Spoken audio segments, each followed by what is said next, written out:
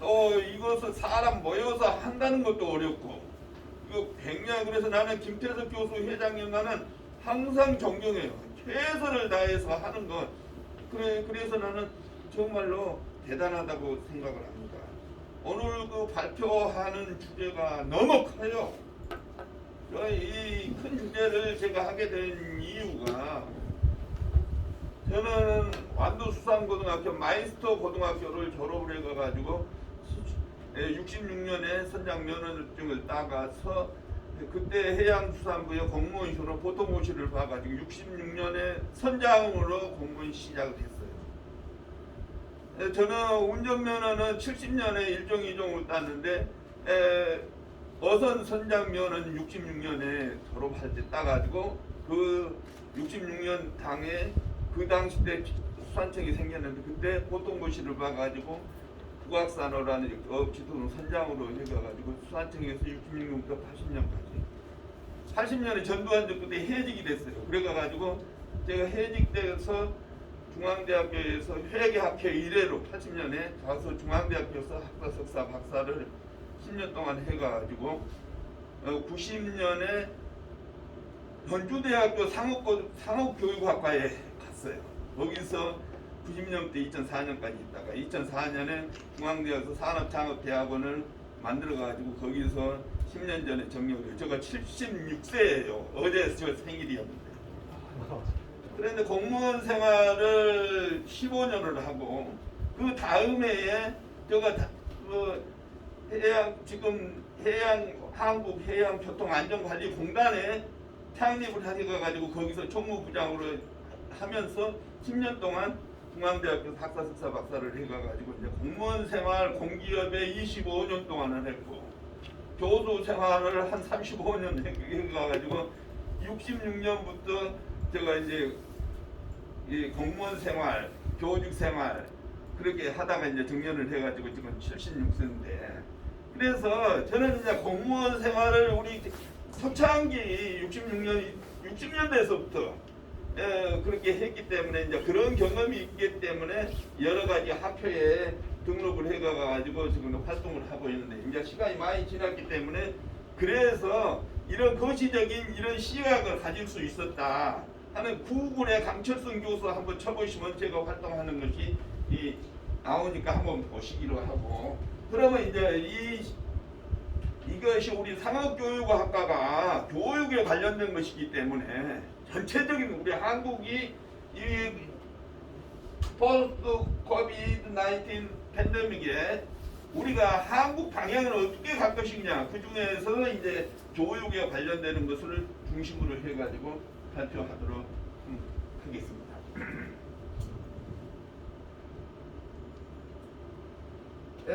목차는 한국의 당면 문제, 두 번째 코로나 19가 확산 전망과 대응, 그리고 포스트 코로나 시대에 이 정부가 얘기하는 우리가 한국판 뉴딜 정책을 내놨어요.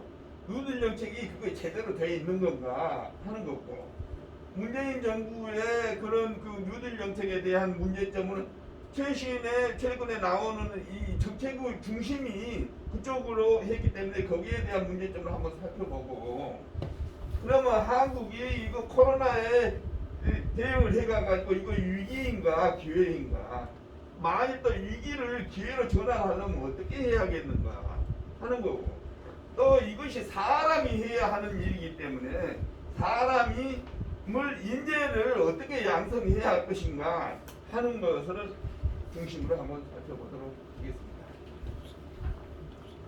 한국의 당면 문제는 여러 가지로 세계 경제가 전반적으로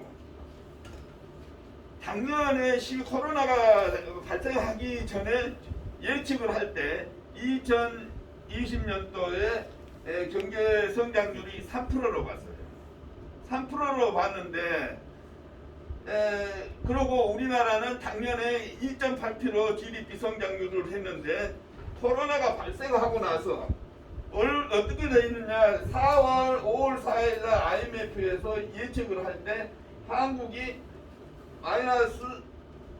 세계 경쟁률이 마이너스 5.2%, 한국은 마이너스 2.9%, 미국이 마이너스 6.2%, EU가 마이너스 6.3%, 중국이 1%, 이렇게 예측을 했어요. 그러고 이제 그렇기 때문에 세계 경제 성장률이 엄청나게 어려운 이런 상황에 예측을 해서 코로나 전후와 사이에 엄청난 그런 변화를 가져와서 앞으로 세계 경제가 어려울 것이다 그렇게 예측을 했어요. 한국의 당면 문제 중에서 이 문제가 해결되지 않으면 안 되는데 그것이 바로 뭐는 저출산에 관한 문제예요. 한국이 60년대 70년대는 100만 명씩 낳았어요. 1년에.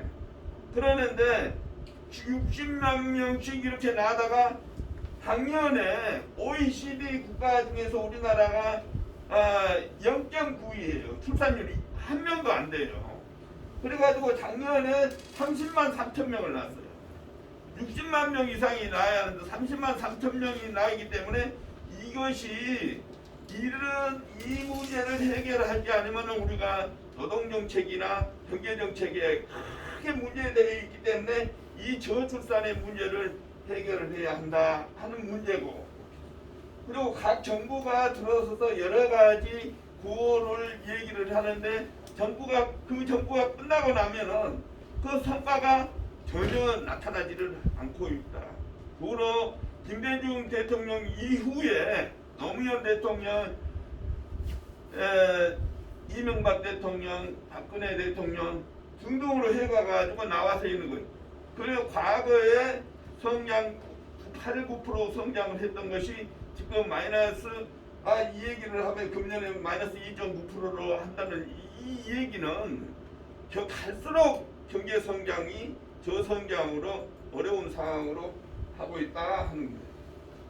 그래서 여러 가지 나와 있는 것 중에서 이제 문재인 정부의 문제점은 들어서자마자 문재인 정부가 이 얘기를 하는 게 소득주도 성장, 주 52시간 마스크를 벗고 해야 돼. 답답해가지고.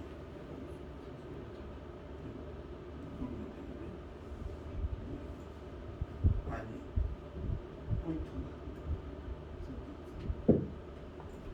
예. 여기서 지금 이 얘기를 하고 있는 문재인 정부에서 얘기하고 있는 것이 제일 처음에 취임하자마자 소득주도 성장, 주 52시간, 최저임금 얘기를 했는데 이게 3년이 지났는데 그게 성과가 안 나오니까 거기 뭔 얘기를 해요? 포괄적 소득주도 성장을 바뀌었다가 지금 금년 7월 달에 그것도 성과가 안 나오니까 한국판 뉴딜 정책을 얘기를 했는데 이게 제대로 성과가 발휘하지를 못하고 있다.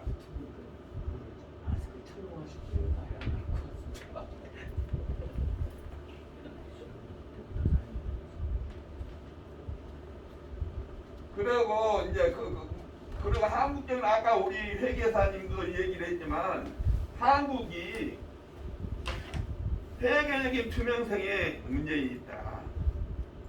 미국이나 일본도 하지 않고 있는 IFRS를 우리가 도입을 해가지고 97년부터 11년이 지났는데 거기에 성과가 전혀 나타나지 않고 있다. 그 성과가 나타나지 않고 있다는 것이 뭐로 나오느냐? 작년에 한국 회계 투명성 지수가 작년에 63국에서 63위, 재작년에 63국에서 제일 꼴찌, 또 작년에 63개국에서 62, 네팔만 못하다. IMD에서 나와 있는 거예요. 부패 천국이다. 부패 천국. 이랬기 때문에 대통령이 이명박 대통령도 그 부패로 들어갔고 또 박근혜 대통령도 그렇고 이 정부도 이거 정부 끝나면은 이거 안전할 수가 없다. 회계적인 투명성이 이게 개선되지 않으면 안 된다. 회계 투명성이 담당자나 학교에서 가르치는 것도 좀 중요하지만은 이 사회의 모든 지도자들이 노블리스 오브리제에 이런 정신을 가져야 한다. 그 대표적으로 잘하고 있는 나라가 독일이다. 독일은 부정부패라는 것이 있을 수가 없어요. 국회의원이나 국회의원 특권이 없어요. 그리고 또 메르켈 대통령이 그 동독 출신 여자 선생님이에요. 목사 따님으로. 그런데 20년 동안 그 독일 동독 출신에 있는 선생이 그 총리가 돼가지고 20년 동안 그걸 하고 있는데 세계 선진국이체. 그거이 뭐냐 그러면 온 독일이 유태인을 600만 원 살해를 해가지고 그랬어도 독일 온 국민이 그 이후에 일치 단결을 해가지고 부정부패 없는 나라. 또 모든 사회의 지도층이 러브리스도 오브리제를 실천을 하고 노사 간에 이렇게 소통하는 일은 그랬기 때문에 세계적인 그 1등 국가가 되고 있는 것이 독일이다. 우리나라도 그렇게 해야 한다. 이 회계 투명성 때문에 우리 이런 회계학을 전공하고 있는 저도 그렇지만 우리들이 회계학 전공하고 있는 교수나 학교에서만 이루어지는 게 아니라 사회 지도층들이 대통령을 유시한 국회의원이나 사회의 모든 기업의 사장들이 이걸 설선을 해야지 이것이 개선된다. 이것이 개선이 되지 않으면 우리나라가 앞으로 당내가 문제가 있다 하는 것으로 우리 당면 문제의 전반적인 우리 경제적인 이런 문제가 이것이다 하는 거죠. 그 다음에 이제 우리나라가 경제 발전하는 과정 이런 거 쭉 한국에 건국돼서 6.25를 거치고 산업화를 거쳐서 민주화 올림픽을 거치고 정보화 시대를 거쳐서 글로벌화 해가지고 우리가 이렇게 발전을 해왔다. 발전하는 과정에 우리가 경제적인 성장률을 쭉 보면 우리가 갈수록 6, 7% 성장해서 3% 이하로 저성장 시대로 가고 있다 하는 것을 표로 나타내는 거예요. 문제는 이거다. 한강이 지속적으로 발전할 수 있느냐 없느냐 하는 거예요. 우리가 60년대에 우리가 정말로 6.25를 겪고 나서 어려워가가지고 제 시대, 제가 공무원 시대를 하는 것이 65년, 하니까 60, 70년대에 우리가 서독 광부, 월남 파병, 간호사를 보냈고 그렇게 해가지고 우리가 1989% 성장해서 1988년에 서울 올림픽을 했다고요. 또 우리가 축구를 해가지고 1995년에 OECD 가입을 해가지고 우리가 97년에 김영삼 정국 때 세계화에 대한 대비 없이 오픈을 해놨다 개방을 했다가 우리가 IMF를 당한 것이 이게 1997년이에요. 1997년인데 우리가 은행에 외화가 어느 정도 있어야 하느냐 정상적으로 하려고 한 100억 불 정도 있어야 하는데 23억 불밖에 없어가지고 IMF 때 우리가 150억 불을 우리가 IMF를 가져오면서 우리나라가 경제가 아주 어려워가지고 그때 마이너스 2.7% 떨어졌는데 김대중 정권이 들어서 가가지고 그것도 1년 만에 150억을 다 갖고 우리가 금반지, 금벌 이런 거를 해가지고 어느 나라도 하지 않는 IMF를 단기간에 해결을 해가지고 우리가 지속적으로 그 이후로 8, 9% 성장하던 것이 우리가 4% 이상을 성장을 해가지고 지금 2019년에 우리가 31,349불을 이런 성장을 가져와가지고 우리가 OECD 국가 중에서 3% 성장이라 하지만 우리나라 성장률로 막아가지고 우리가 선진국의 거의 계열에 들어섰다 하는 거예요. 그러면 앞으로 이렇게 발전을 해야 하는데 코로나를 당하고 있는 앞으로 그럼 어떻게 해야 할 것이냐 하는 문제예요. 제일 중요한 것이 우리나라의 정체적인 그런 수준이 어느 수준이냐 하는 것을 단적으로 표현해 준 것이 이거의 3050 클럽이에요. 3050 클럽이라는 건 뭐냐? 그 이전에 2050 클럽이라는 것을 얘기를 하면은 2050 클럽이라는 것을 우리가 2012년 6월 달에 우리가 2050 클럽에 진입했는데 2050 클럽이라는 것은 1인당 GNP가 2만 불이고 우리나라 인구가 5천만이 되는 것을 2050 클럽이라고 그래요. 그러니까 2012년에 우리나라가 2050 클럽에 진입을 했어요.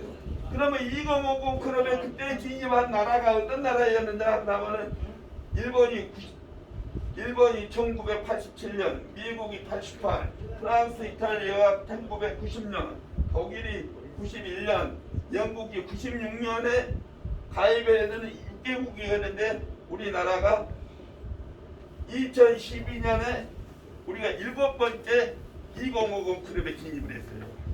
그러면 2050 클럽에 진입한 나라들은 어떤 특성을 가지고 있느냐? 그러면 아무리 세계 경제가 어렵더라도 2050 클럽에 진입하는 나라들은 내수 기반이 5천만 명 인구가 되기 때문에 내수 기반을 해가지고 수출이나 뭐나 경기가 어렵더라도 지속적으로 성장하는 나라의 특성을 가지고 있다. 명실공히 2050 클럽에 진입한 나라는 G7으로 우리가 볼 수가 있기 때문에 여러 가지 경제 지표가 있지만 2050 클럽에 진입하는 나라들이 선진국이라고 볼 수가 있다. 중국이 G2라고 그래가지고 중국이 미국 다음으로 주가 두 번째라고 그러지만 중국이 1인당 GNP로 봐보면은 중국이 7,000불도 안 돼요. 6,800불밖에 안 돼요. 1인당 GNP로 하면. 인구는 15억이 되지만 1인당 GNP로 봐보면은 6,800불밖에 안 되기 때문에 중국을 선진국이라고 하지 않는다. 또 룩셈부르크는 1인당 GNP로 보면은 12만 5천 불이에요. 그렇지만 인구가 500만 불밖에 안 되기 때문에 그런 나라를 선진국으로 하지 않는다. 홍콩이나 싱가포르, EU에 있는 여러 가지 핀란드나 노르웨이 그런 네덜란드를 얘기를 하고 있지만 그런 나라들은 인구가 500~600만 불, 300만 불밖에 안 되기 때문에 소득이 높다가 하더라도 그런 나라를 우리가 이런 경제적인 국가와 경쟁력을 얘기를 할 때는 선진국으로 하지 않는다. 우리나라가 2050 클럽에 우리가 거기 2050 클럽에 되는 나라는 3~4년 안에 다 3만 불 소득, 4만 불, 5~6만 불 이렇게 소득으로 올라가 있는데 우리나라도 김정은이가 로켓포를 쏴대도 우리 주식시장이 전혀 흔들리지 않는 것이 그걸 실증을 하고 있다. 우리나라가 30% 이상을 우리가 GDP의 30% 이상을 국방비에 쓰고 나서도 우리가 그런 것을 유지하고 있는 것이 그걸 실증하고 있는 것이다 하는 것이 우리나라가 대단한 나라다 하는 것을 여러분들이 알고 우리나라가 그러면 앞으로 그런 정책을 어떻게 해야 할 것이냐 하는 것을 우리가 살펴보도록 하죠. 코로나가 일어났어도 우리나라의 경제 다른 나라들은 다 마이너스 5.몇 프로를 이렇게 해가지고 하는데 우리 최근에 봐보면은 우리나라가 마이너스 4.2% 가는데 우리나라 1.9%로 지금 올라가거든요. 주식시장에서 우리나라 증권시장 주식시장에서 코로나가 나 있는데도 제일 우리나라 여러 나라 중에서 우리는 주식시장이 높아지고 있는 이런 걸 볼 수 있고 그렇기 때문에 우리나라는 대단한 나라다 하는 것. 이제 코스피에 우리나라가 성과가 좋다는 걸 우리가 이제 쭉 한번 보고 앞으로 이제 또 하나 앞으로 그럼 어떤 산업을 육성시켜야 할 것이냐 하는 문제. 미래에 인구가 늘어나면은 우리가 지금 75억인데 75억 인구가 살아나면은 IT나 인공지능이나 이것보다도 먹거리 산업이 중요하다. 그러니까 엘비투브나 미래 산업의 제3의 물결을 얘기를 할 때 미래 10대 주요 산업 중에서 1위가 전자 컴퓨터에 관한 거, 2위가 인공위성, 3번이 수산의 양식이다. 미래 바다에서 미래 산업을 찾아야 한다. 바이오 산업, 식량에 관련된 이런 산업을 앞으로 해야 한다 하는 것을 살펴볼 수 있고 또 하나 피터드루커도 수산에 관련되어 있는 바다에서 여러 가지 미래 산업을 대비를 해라 하는 얘기. 윌리엄 하란도 마찬가지. 미래학자가 얘기를 할 때 수산 양식이 주로 해양 수산에 관련되어 있는 것을 직접 바다에서 찾아야지 육지에서 나는 생산되는 농수산에 관련되어 있는 건 목축업으로 돼가지고 이거 식량을 제대로 조달할 수 없다 하는 얘기를 미래학자들이 얘기를 하고 있어요. 앞으로 세계 인구가 지금은 인구가 75억이에요. 75억인데 지하에 허덕이는 사람이 한 8억이에요. 앞으로 5, 6년 되면 우리 인구 100억이 되는데 100억이 된다고 그랬을 때 먹는 것이 먹지 못해가지고 죽을 사람이 12억이다. 이런 식량 위기를 극복을 하려고 그러면 육지에서는 안 된다 얘기예요. 육지에서는. 그러니까 바다에서 이런 것을 해결을 해야 하는데 여기에 대한 대비가 전혀 없기 때문에 이런 걸 정책적으로 해야 한다 이런 거. 이런 얘기를 쭉 하고 코로나에 관련되어 있는 거 쭉 여러분들이 지금 오늘로 어제 640명 오늘 530명이 어제 그저께 500 발표하는 것이 640명인데 어제 500명 600명인데 지금 이게 곧 1000명이 된다는 거예요 우리나라에서. 그런데 전 세계에 미국은 하는 사람이 얼마냐 그러면 20만, 15만, 20만을 하고 있습니다. 미국이. 그러니까 유럽이나 이런 데서는 엄청나게 발생을 하고 있는데 우리나라 K방역 그래도 잘하고 있는 것이다. 전 세계에서 한국만큼 문을 열어놓고 이렇게 자율방역으로 이렇게 하고 있는 나라는 한국이다. 여기에 대한 것들은 꼭 그 자료를 얘기를 하고 있는데 거기 한번 봐. 여기에 이제 토마스 프리드만이 얘기하기를 동아일보에 얘기했는데 세계의 BC와 AC로 나눌 것이다. 코로나 이전과 이후로 나눌 것이다 얘기해요. 팬데믹이 미국이 선진국이라고 그러지만 미국 선진국이 아니다 하는 것이 밝혀졌다.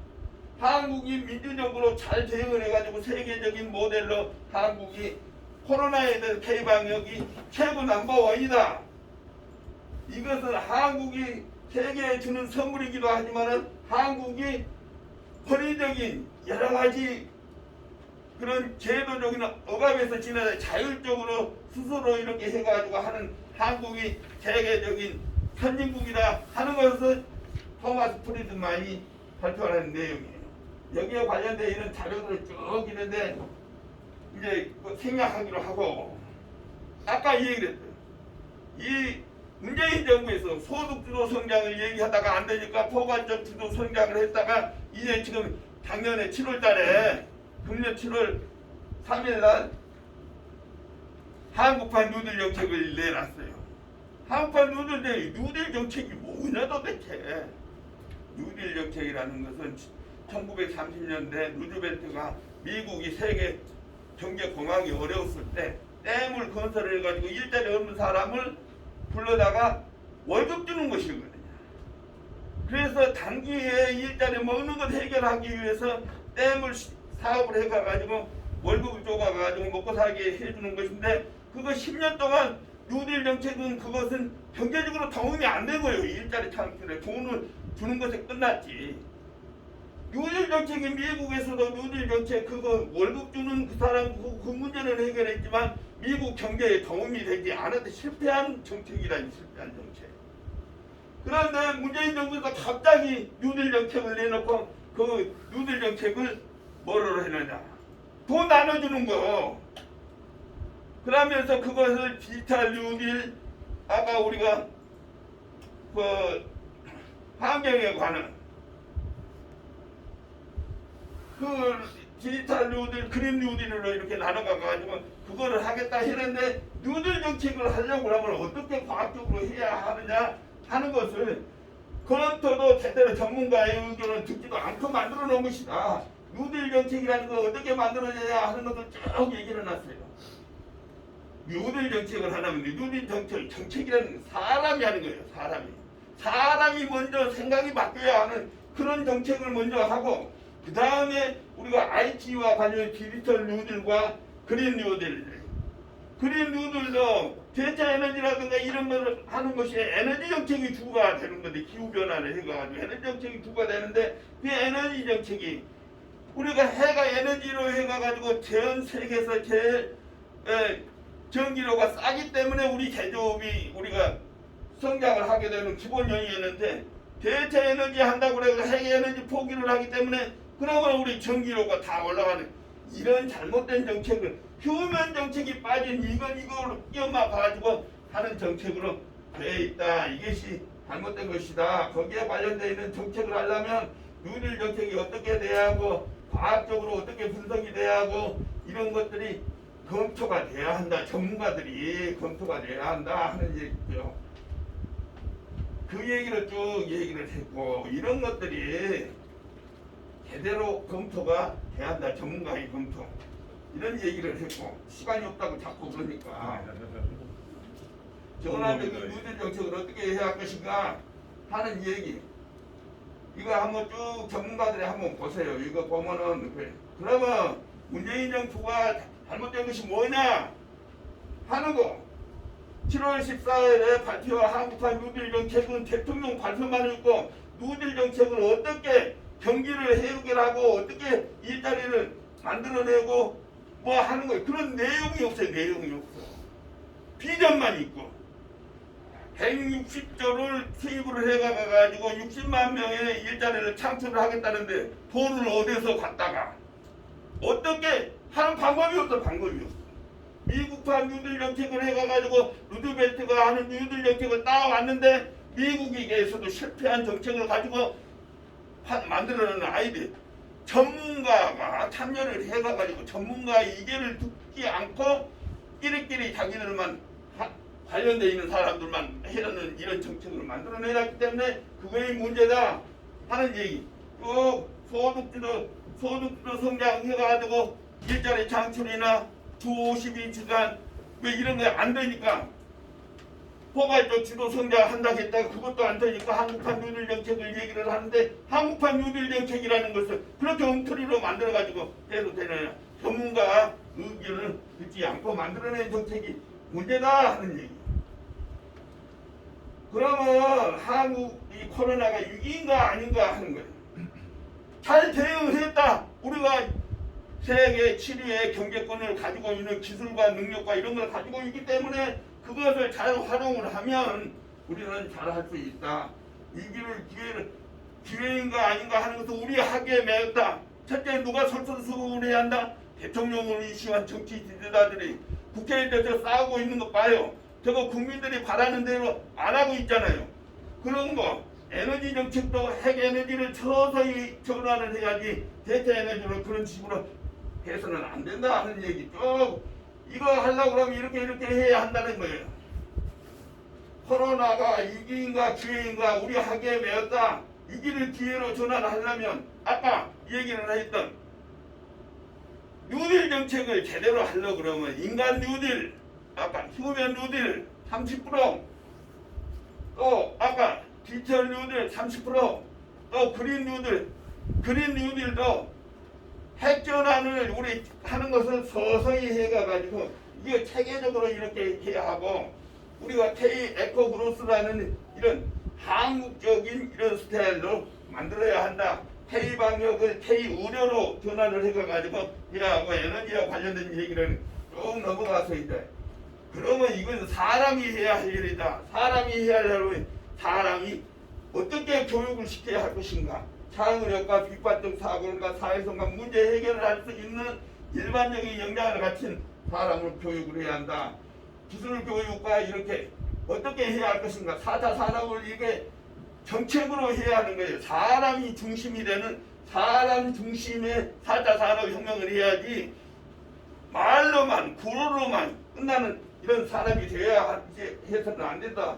지능화된 혁신 프로그램으로 하려면 각 영역별로 이렇게 인간 중심으로 이렇게 교육을 해야 한다 하는 얘기고 이제 마지막 끝났어요. 마지막에 21세기 국회에서 얘기를 했는데 유엔에서 얘기를 했는데 21세기에 사람은 자식들을 어떻게 길러내야 할 것이냐 어떤 인재를 길러내야 할 것이냐 하는 것이 유엔에서 채택된 얘기인데 거기서 나오는 얘기가 첫 번째 기본 소양을 갖춰야 한다.